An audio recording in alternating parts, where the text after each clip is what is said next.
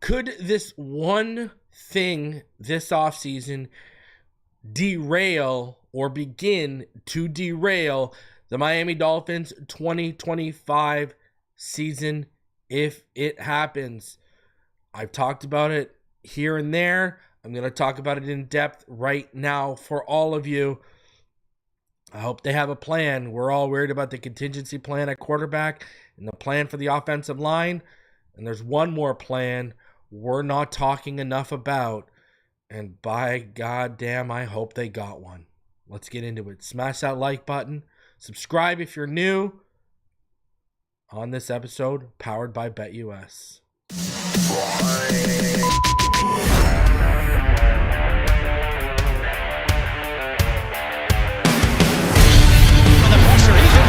Loses the football. Touchdown! Got it! You have got to be kidding me. Jalen Waddle has a Dolphin touchdown. And he will score! Field down the near side, man open. Touchdown!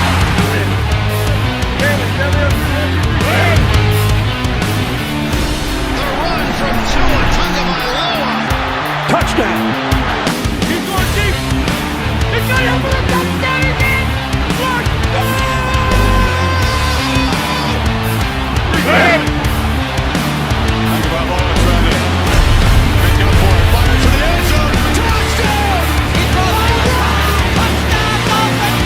Beautiful day to be a Dolphin fan. Let's go!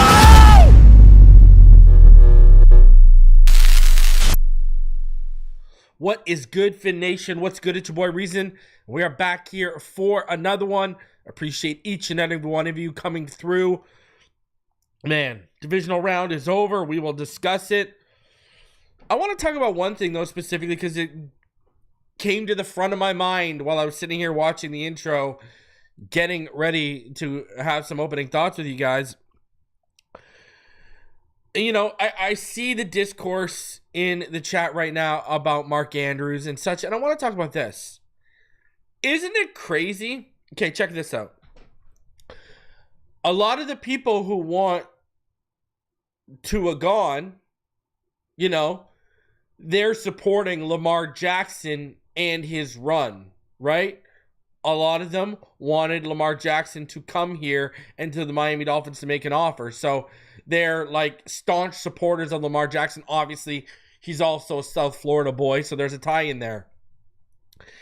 Isn't it crazy how they are all hammering and just in our community, the ones who support Lamar Jackson, they're just killing Mark Andrews. They are just killing Mark Andrews. Just killing him.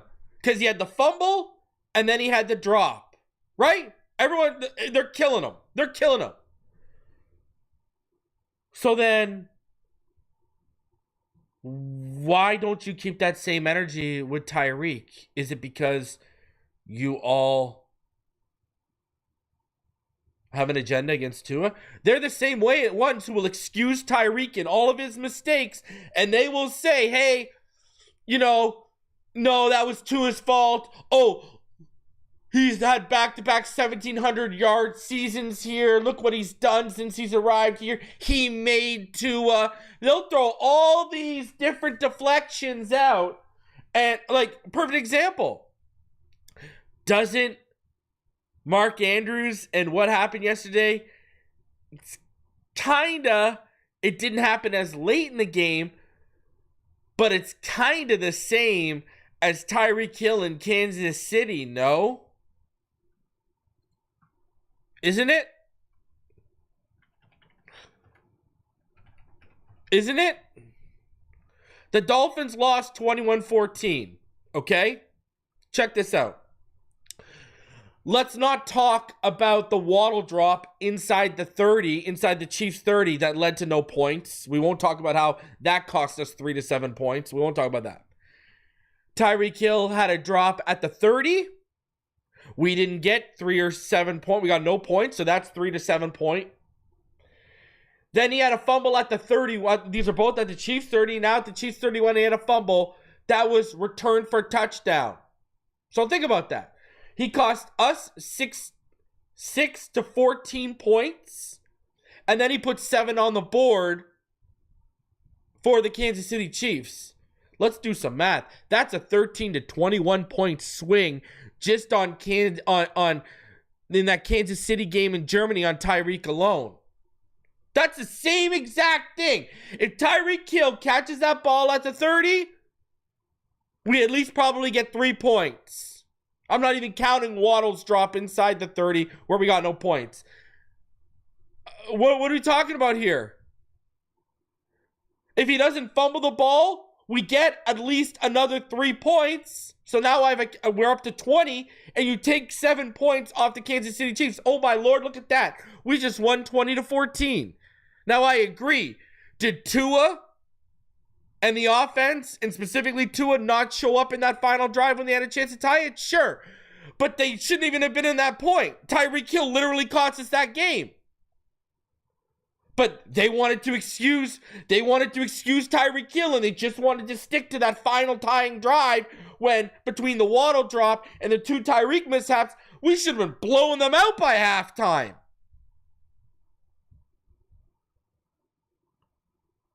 But then I see these same ones, they're killing Mark Andrews, and you're not hearing about, I don't know, Lamar Jackson's early interception in the first quarter. You're not hearing about Lamar Jackson's fumbles. Right? You're not hearing anything about that. You're just hearing about Mark Andrews. Guys, Lamar Jackson lost a fumble, and that interception he threw was god-awful. He was throwing it to the freaking bleachers. I don't know where he was going with that. So, my whole point is, I already noticed people aren't keeping same energies here, right? They're making excuses for guys they wanted and blaming other players, but then when you use the context of the situation and call Tyreek out, because no one has a right to call Tyreek out more than I do, because I was doing it when y'all didn't think it was hip in 2022.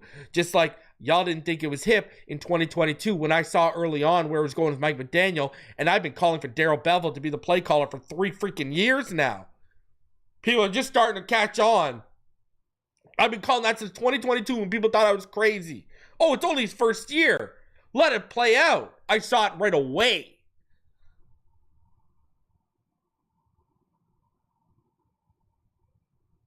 So, now, do I blame Lamar Jackson for their loss yesterday? No, that was a team loss.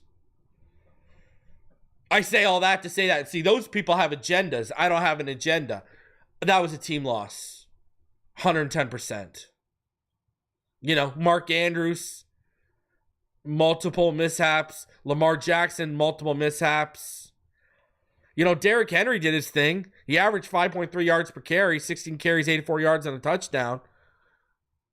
The problem was Baltimore came alive too late. And let's be real here. Tyler Bass was lights out. Like Jake Elliott in that Philly game was lights out against the Rams. Man, I really wanted the Rams to pull that off. Because, you know, let's talk about this.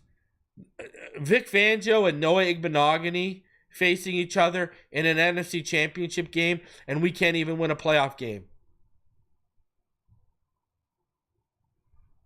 Oh, that's where we're at in this life. Noah Igbinoghene is going to the NFC Championship against Vic Fangio.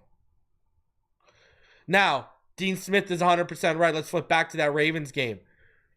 Bro, as I was watching the game, I'm like, that's an OPI. I literally stood up and I was like, pass interference.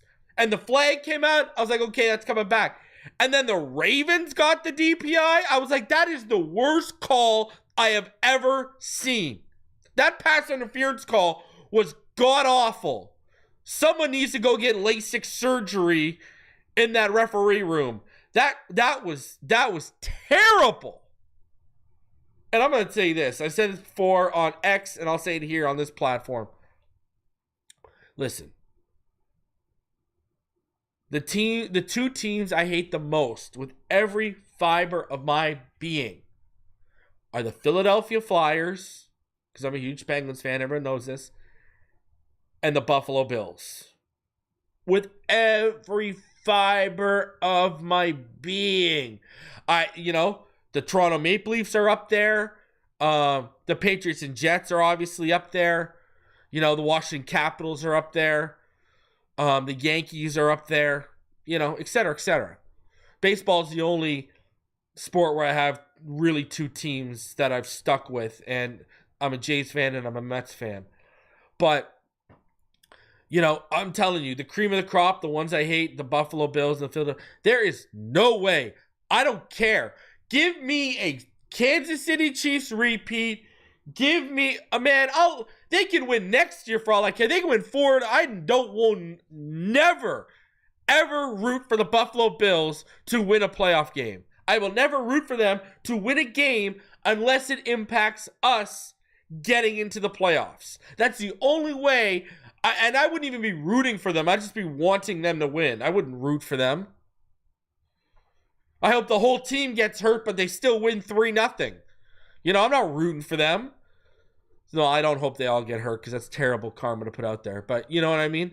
I hope they all get so drunk and incapacitated they get suspended for the rest of the season from the night before, and they still win 3-0. There you go. That's a better one. Let's go with that. So, no, I'm not down with that. I'm not about to sit here and cheer for the Buffalo. I see people on X, I'm rooting for the Buffalo Bills. Sit on this and rotate me cheer for the Buffalo Bills. Listen, you guys don't understand. I was wild when I was younger, huh? So basically, I used to go from 1998 until 2006. I used to go every year and see the Bills and Dolphins at what was then Ralph Wilson Stadium, right? Like, man, I sat there. I saw Marino there. Man, I sat through Rob Johnson and Jay Fiedler matchups, Doug Flutie when he came from the CFL over there. You know what I mean? So, I saw Ricky, et cetera, et cetera. So I used to go there like steady. But I used to have friends because there were Bills fans, that said, hey, let's go to, this game. I remember walking in there. It wasn't even a Dolphins game. I remember I went with a couple of buddies for, it was a Jets-Bills game. And I remember and I don't like the Jets. I hate the Jets. But I remember walking in there, tanked off my face. I was like 19. I was tanked off my face. And I remember because 19 you can drink in Canada, but I know it's 21 in the U.S., but my boys were a little bit older and they just bought beer at convenience stores, right? Because I remember being Canadian, like, yo, you buy beers at convenience stores? It's crazy. Anyways, I remember walking in there just chanting, like, F-U-C-K the Bills. Like, literally walking in there, 19 years old, hammered from tailgating and just chanting F-U-C-K the Bills. Like, and my friends being like, yo, man, you're going to get us jumped. Then I remember being 14 years old and going to the washroom with my mom and her boyfriend at the time. And it was right before she met my stepdad. And I remember like old Bills fans talking crap to me, and I was like 14. It was like 1999. I was like, this is crazy. So, yeah, but I won't ever, go Chiefs this weekend. Please, God. Please, God. I just cannot. I'm sorry. I do not want to see the Buffalo Bills in the Super Bowl. I have no desire. I am so sorry. No. No. I never wanted to see Ovechkin and the Capitals win a Stanley Cup.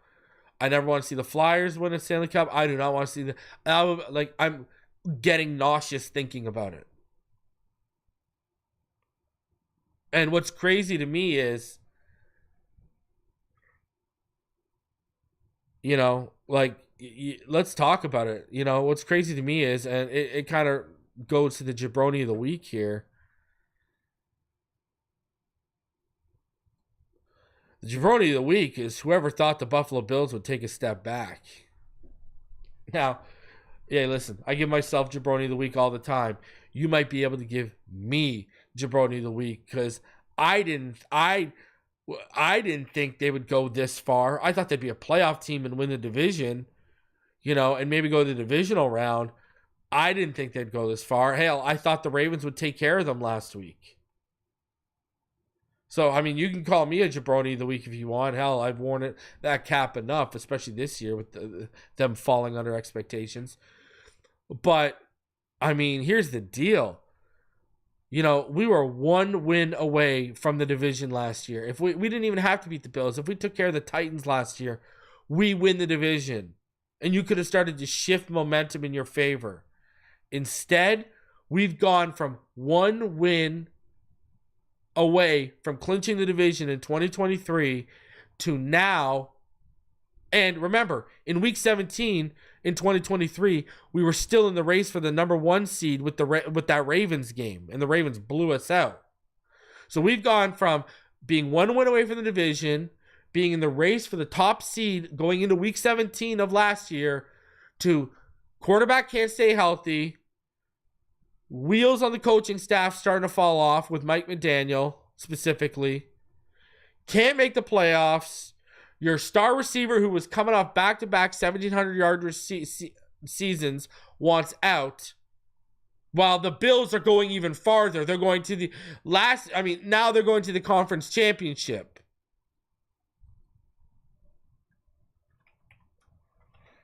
Whereas, last year in the playoffs, right? Obviously, Kansas City took care of them in that second round after Kansas City beat us. And Kansas City did it in Buffalo. Now Buffalo's got to go to Kansas City. So we're all Patrick Mahomes fans. But yeah, Jabroni of the week is whoever thought the Buffalo Bills would take a step back. Let's be real here. Let's keep it $1.50.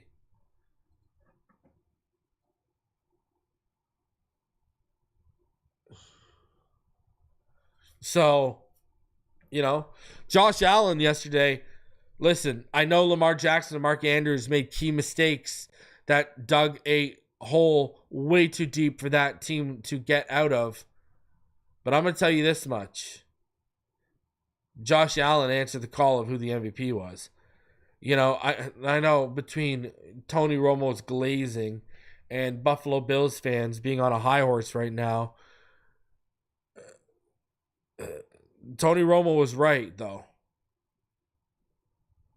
When they get inside the 3-yard line, that 2-yard line, and they can run back-to-back quarterback sneaks with Josh Allen, how do you stop that? How do you stop that?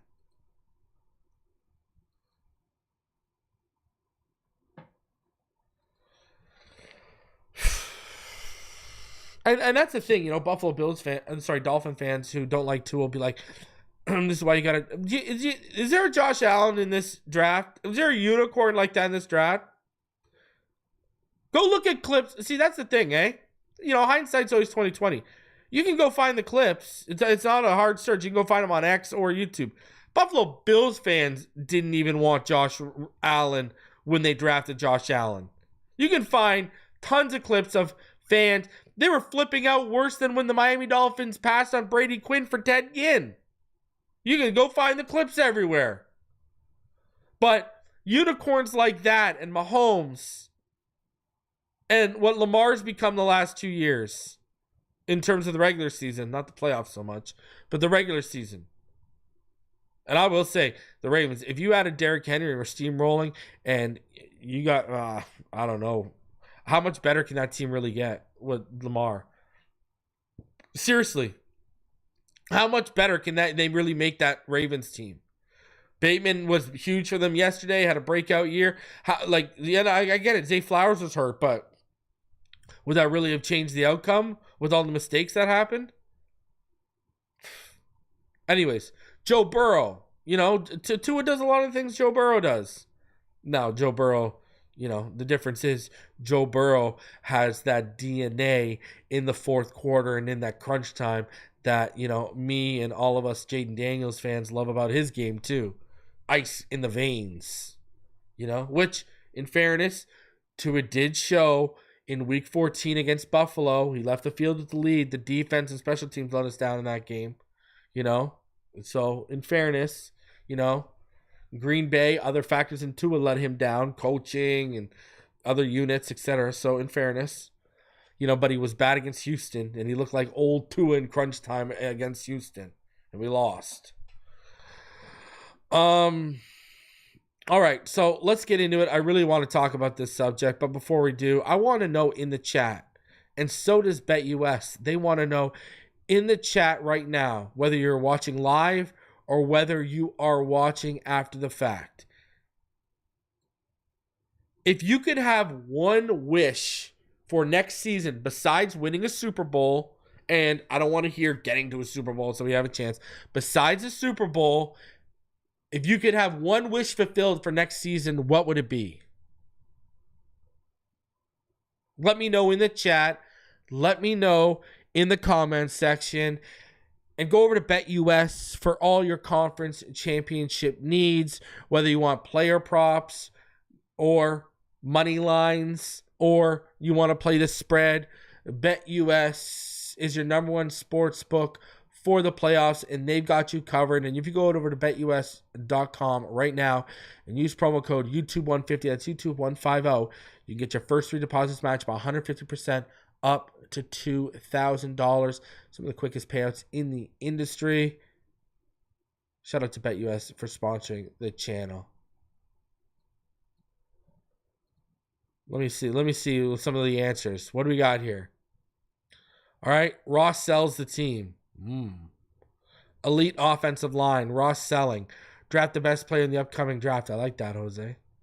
Shout out to you, Franklin. Having a top 5 O-line. I like it. Prime Dan Marino leading our offense. Well, that's not really realistic. McDaniel hands over play calls. A play caller. Ross sells the team. I love it, Oos. Ted McMillan, baby. Come on. Fixing the trenches. Malachi Starks, elite trench play, inconsequential injuries, win the division. Ross sells the team. 2025 to be over quick, a new stadium. Yeah, this man wants to get away from the curse. I like what you're thinking. Sack the GM, a healthy JP, a unicorn O-line, build the trenches, a wall in front of Tua.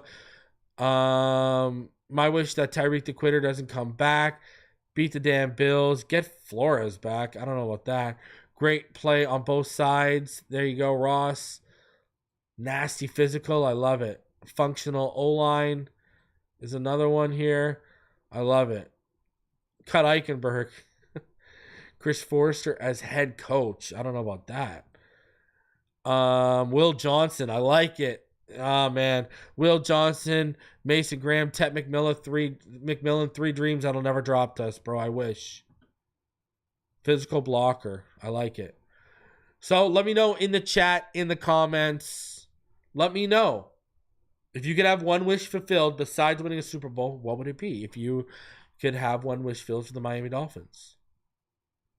I want to hear what you got. So let's get into what I think could easily, I like that, bring Dan Campbell back. See, I've kind of talked about this, but I haven't gone into depth. I'm going to go into more in depth into this right now. I am very fearful that this offseason could be derailed before you get to free agency. And I've kind of talked about this. Now, this is kind of twofold. We've talked about how they need to have a contingency plan at quarterback. I want them to double dip. Perfect world for me. Kirk Cousins get cut. You sign Kirk Cousins as a backup, or you trade for a Sam Howell or a Geno Smith after his roster bonus is paid and he's only a little over $10 million.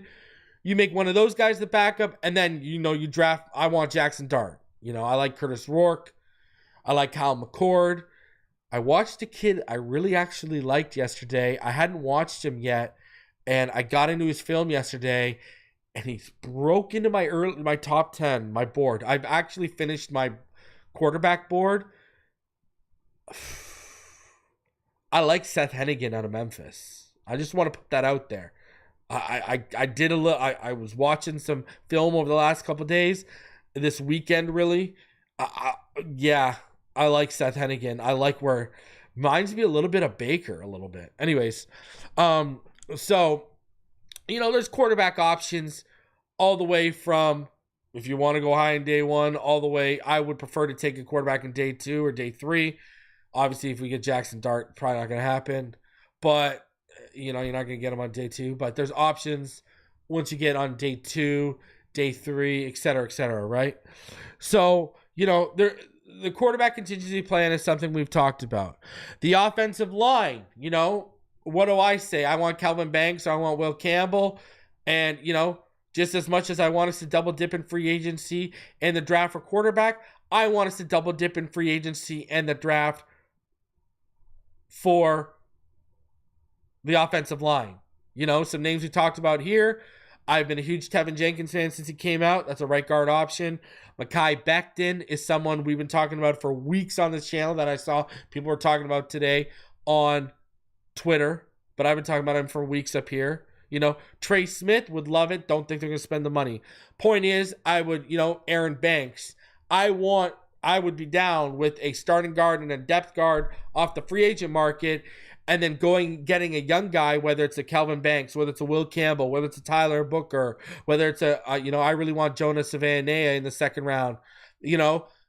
One of those guys as the opposite starting guard, and then getting a depth guy, another guard, depth. I want to double dip in both. So we need contingency plans on offensive line and quarterback. But here's where the contingency plan really needs to show out.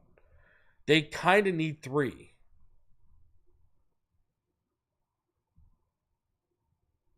And it started off today when I saw this and I awoke to this news.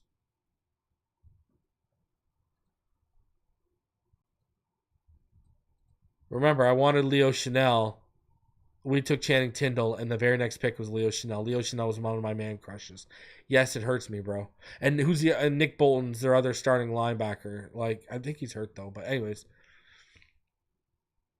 this started this whole process today for me. I'm saying we got to talk about this. The Saints are bringing in Dolphins defensive coordinator Anthony Weaver for a second interview for their head coaching job on Wednesday, per source. Weaver impressed in multiple interviews with Washington and Atlanta last year and is now in the final round again. Ladies and gentlemen, this is not good. This is not good. I want the man to get a job, but selfishly I've said I don't want him to get a job in case we move off of McDaniel. I want him to be in the mix next offseason. But beyond that, this could literally derail the whole season. What is your plan if you lose him? See, here's the thing, okay? I don't know if you guys saw what happened today. All right? But there were a few hirings. Ben Johnson was hired by the Chicago Bears today. Okay? And now what this has kind of started is a chain reaction. Now, the word on the street is his defensive coordinator is going to be Dennis Allen. Right? The former Saints head coach. That's going to be his defensive coordinator.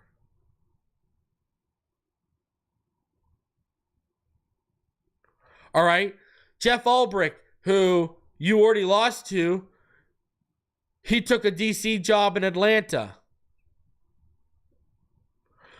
Robert Saleh is pausing right now on the 49ers offer because he's waiting to see what happens in Jacksonville. Lou Anarumo, who the Bengals let go, who's a very highly respected guy, the Colts have hired him today.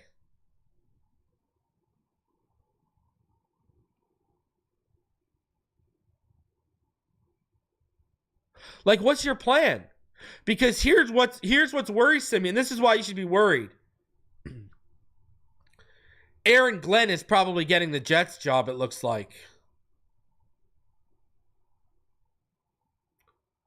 And if Aaron Glenn takes the Jets job, see, the word on the street is Aaron Glenn's about to do the second interview. And then he could be having a second interview with the Saints in a few days. It looks like he's going to be the top candidate of both. And if he goes to the Jets, all of a sudden, Weaver now has that opportunity with the Saints. And now if Weaver goes to the Saints, and Aaron Glenn goes to the Jets, what's your plan? Guys, you haven't even shown us a plan at special teams. You got rid of Danny Crossman, the best special team coordinator on the market, John Fassel, because of Mike McCarthy getting fired in Dallas. He was out of Dallas. He just got hired by the Titans. Jeremy Springer from the Patriots, who's considered a top assistant around the league, Vrabel's retaining him in New England. You don't even have a plan. See, that's why I said it's twofold. It's not just Weaver. What's your plan at special teams coordinator? Like, I really hope these aren't internal hires. I really hope that's not the case. Like, I'm really worried here. Now, the wide receiver coach, I mean, you could go make whoever you want. You could make Max McCaffrey, Roman Sapalu, Jonathan Cross, whoever you want. You can go make them, you go make Parks Frazier. I don't care. You go make whoever you want. The wide receiver coach.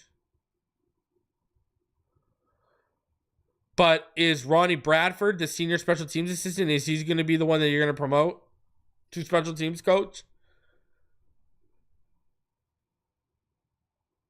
Is Ryan Crow the outside linebackers coach? Is that going to be your other option? Remember, he was under Vrabel from 2021 to 2023. Helped Nico Autry and Harold Landry. But he's also, could Vrabel be coming for him? So is Ryan Crow going to be, or is it going to be Austin Clark, who's very well respected, or is it going to be Ryan Slowick? Is it going to be Ryan Slowick? Right? Because he is the brother of Bobby Slowick, the OC for the Texans. They got 49ers ties. Like, those are terrible options. Really, I'm going to tell you right now. You know what your best options for? This is crazy. There's no way I don't think you're going to get, I think Shane Bowen is going to go back with Vrabel. I don't think you're going to be able to get Jim Schwartz to make your lateral move from the Browns. I don't think that's going to happen. They're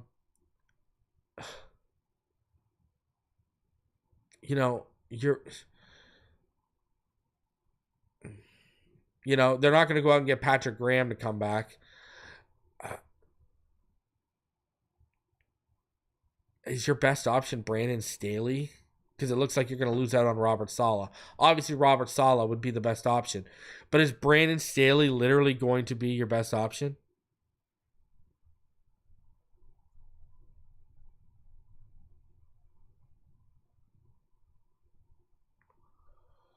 Like, that's what worries me here. Is Brandon Staley going to be your best option to replace Anthony Weaver?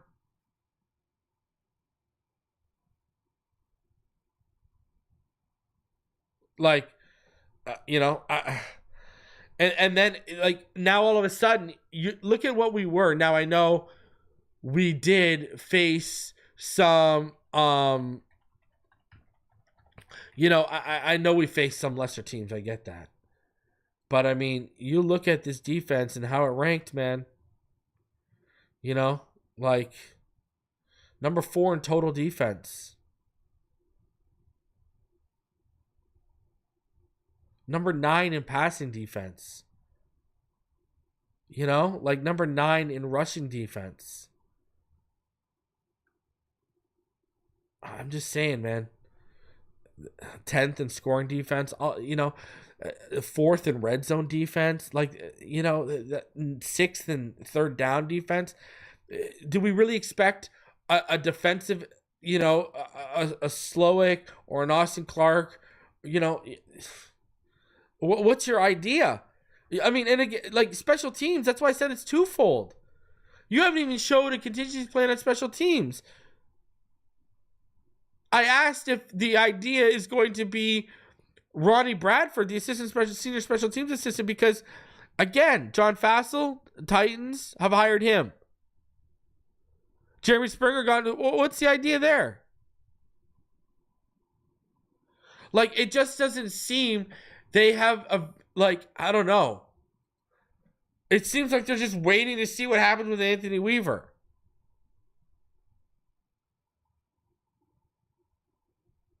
And, you know, you could sit here and say, well, the defense overachieved. Yeah, but then shouldn't that have you excited for next year? Because it looks like they're going to restructure Chubb. He'll be healthy. He'll be back. Jalen Phillips will be back. Kendall Fuller will be healthy again. They're going to have the draft and free agency to rebuild the safety room under an Anthony Weaver and find partners for Jordan Brooks and find some interior help for Zach Sieler. Like, there's only an upwards trajectory here. But if you lose Anthony Weaver, you could take a massive step back defensively. Then all of a sudden, we're back to where we were under Josh Boyer. You know, because I know Fangio walked on us, and I know Fangio's defense let us down against the Titans and got blown out against the Ravens. But at the end of the day, Fangio's defense, when you look at it overall, it was top 10 when he was here. I see someone said you can't Rex Ryan's brother. I'm pretty sure Rex Ryan's brother just took a job. In college. Pretty sure. Rob Ryan, right? Yeah, I'm pretty sure he took a job. I'm pretty sure. Yeah, USC. Linebackers coach. So you can't get Rob Ryan. But like, this whole process could literally derail this whole season. Like, what's your plan? Brandon Staley is like, unless you get someone who's an experienced guy like Jim Schwartz to make a lateral move, what's your plan? Brandon Staley is like unless Robert Saleh is still out there and stuck between San Fran, who have said they will make him the highest paid defensive coordinator in football. If he's stuck between that and the Jacksonville opening, and he's still out there, you can come in there. Okay, cool. But now you're in a 3-way bidding war.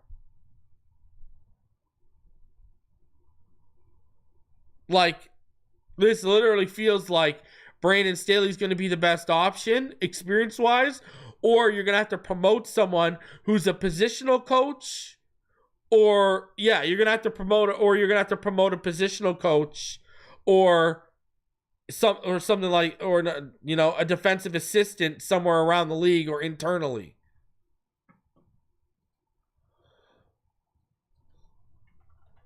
Oh my God. I don't know. Can you get Mike Zimmer?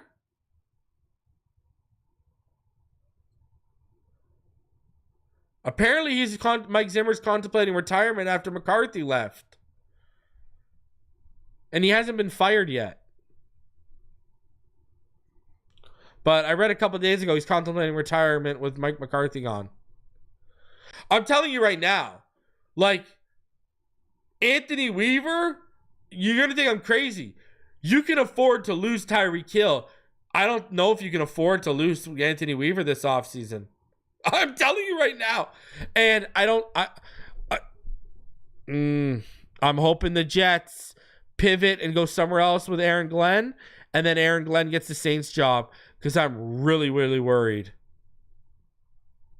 Brandon Staley or promoting some positional coach internally or externally is your next best option. Be worried, because I'm telling you right now, but I'm looking out there. Go look at what's out there. Brandon Staley and Robert Saleh might be our only shot at having someone. Remember, I said when we lost Fangio and Brown and Weaver, I didn't think we'd take a huge step back, and we actually didn't. Robert Saleh and Brandon Staley might be your only shot at that. And I know fans and people in the league, there's people and there's fans that are weary on Brandon Staley.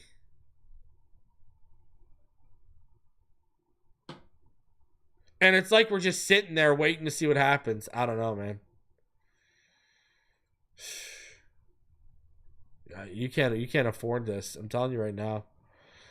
The scary thing is Anthony Weaver shows in year one. He shows us. What's crazy is he shows us in year one that he knows how to call plays defensively, and he knows how to use his personnel better. He shows us that in year one. And Mike McDaniel still hasn't shown that he can call plays offensively or use his personnel as effectively, especially in critical moments like Weaver can. And we're going into year 4 with him. Crazy. So I think Staley is, I think Robert Saleh, I think he's going to be a 49er in the end because of the money. But, man. And then, again, what's your plan on special teams? The best special team coordinator on the market, John Fassel, just went to the Titans. Vrabel convinced Jeremy Springer to stay in New England, who's one of the other better special teams coordinators. So, again, is that going to be Bradford gets promoted internally, or is that going to be, some other assistant around the league? Man. I hope they got a plan. Because we haven't even heard rumblings. We haven't even heard rumblings on, okay, this is what their plan is if Weaver leaves, or we haven't even heard rumblings on the special teams coordinator search. We haven't heard nothing. But I'm hearing all these other teams on their special teams coordinator search and defensive coordinator searches and head coach searches. We haven't heard nothing. I really hope people don't view us as Greer and McDaniel are dead man walking, so why take the risk of going there for 1 year when you could be gone in a year? That's also another thing that might not make this very appealing.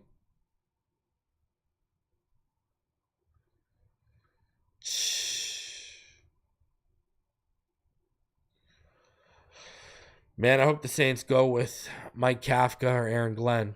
Because that's what it sounds like it's down to. Weaver, Kafka, or Aaron Glenn with the Saints.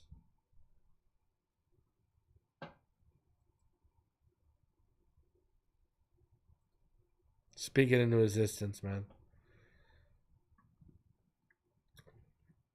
Ever seen The Life of a Dolphin Fan in image form? Here, I'll show you. All sports culture. They ranked harder franchises to be a fan of. The Miami Dolphins ranking in at 14. The Jets, Browns, and Raiders were the only harder football fan bases to be a part of, according to them. I mean, they got the Marlins at 4, but the Marlins have won multiple championships over the last 25 years. The Toronto Maple Leafs haven't won a championship since 1967. The Sabres won a championship with Dominic Hasek, I believe, if I remember correctly. But what do you think? Where would you rank us? I would say, Oakland, the Jets. The Raiders went to a Super Bowl in the early 2000s, at least. I would say, the Jets, the Browns, the Athletics, the Hornets, the Angels with all that talent, Ohtani and stuff like that. Yeah, the Ottawa Senators, they haven't been good since the early 2000s as well. Actually, well, no, they went to the Eastern Conference Championship in 2016 when the Penguins beat them. So I don't know what that's all about. Anyways, yeah, Dolphins definitely would. I'd put the Reds up there. They're tough. I mean, good God, So, where would you rank being a Dolphin fan in terms of hardest franchises to be a fan of? That's terrible. Yeah, the Angels won in 2002. But man, not getting a championship with Ohtani and Trout and all that talent, that hurts. That's painful. Holy jeez. All right. Who's ready for a Zach Sieler appreciation segment? Okay. My defensive MVP, your defensive MVP, because all of y'all would have picked him, right? If he won the Phinside Award. Look at this. Interior defensive lineman pass rush. Look at how beast this man is. All right. Now, what this is telling you right here is the x-axis is double team percentage. The y-axis is pressure percentage. Sacks equal 3 pressures. QB hits equal 2 pressures. Hurries are equated to 1 pressure in this format as well. And look at Zach Sieler. Look at this. That is crazy. Second highest double team percentage. But look at the production. Look at the weighted pressure percentage. Look at that. That is crazy when you break it down. Shout out to Zach Sieler, man. You look at the names that are better than him. Jaron Reed and Dexter Lawrence. Look at the gap between Quinnen Williams and Dalvin Tomlinson and DeForest Buckner and Brandon Fiske. Look at the double team percentage compared to Zach Sieler. Even look at Jalen Carter and Vita Vea's double team percentage. That is crazy. If that doesn't tell you offenses and coordinators if that doesn't tell you that they respect Sieler through the moon and that they game plan for him, man, I don't know what, if that doesn't tell you all that, I don't know what to tell you. That is crazy. That is just nuts.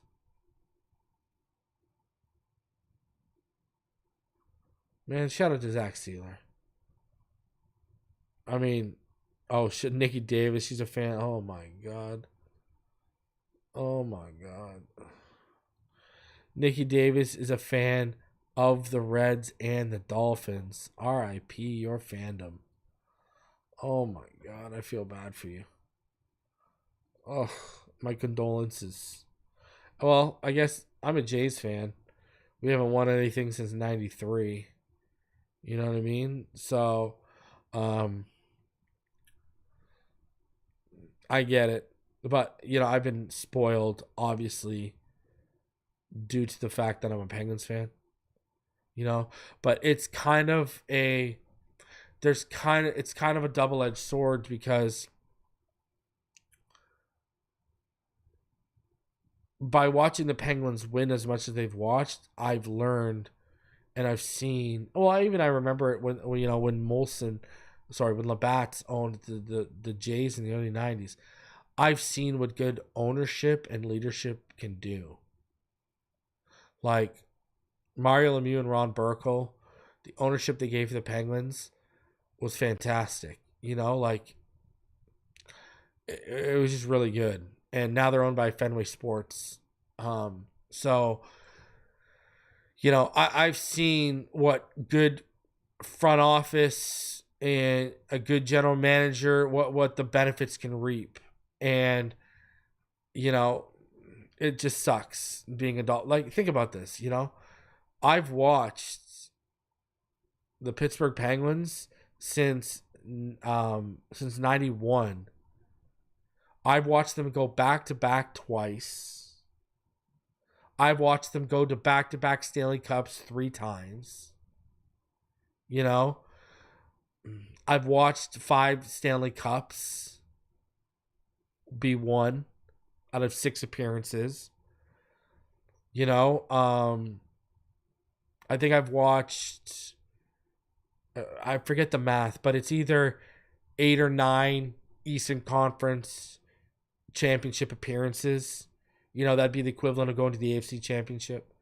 So, like, you know, like I've seen the results, and I've seen the work that goes in, and I've seen the decisions that need to be made, you know, and even they've fallen victim over the last couple of years with not firing the head coach.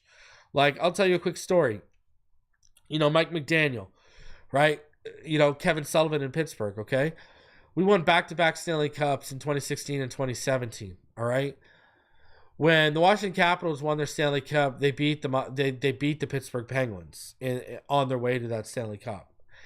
And their coach, okay, I'm not gonna go like bore you with all the details, but I'll just say their coach, Trotz, when he beat us, when their coach beat us, all right, I was like, okay, we're in trouble, all right. And what happened then was Barry Trotz left the Washington Capitals and went to the New York Islanders. Okay? So set the idea. We met the New York Islanders in the first round of the playoffs, the next playoffs. So Barry Trotz, who had just beat us with the Capitals that won the Stanley Cup, was now coaching the Islanders. The Islanders were nowhere near as talented as the Penguins. The Islanders beat us. Right then and there, I was like, you need to fire Mike Sullivan. But what happens? Franchises, and this is what I don't get the loyalty over here with Chris Greer, but franchises like the Penguins, when you've won Stanley Cups, when you've won championships here, when you've been number 1 in the standings, when you've won your division, they will give you leeway. They will, unloosen the chain and give you free reign a little bit. Now, and then it turns into a country club atmosphere. The Miami Dolphins have a country club atmosphere, and we ain't won Jack Bo Diddley. Guys are being given leeway. Guys are being given cachet, and they ain't won Jack Bo Diddley. Like, look at McDermott. I was thinking to myself yesterday, what if McDermott loses in the AFC Championship tomorrow? How long are you going to keep rolling it back with McDermott until you realize he can't get you over the hump? And that's a guy who has playoff wins. That's a guy who has divisional wins, etc., etc.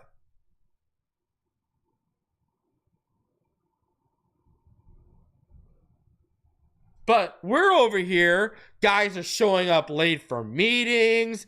Guys are laughing at you trying to find them. Guys are saying they want out after the season finale.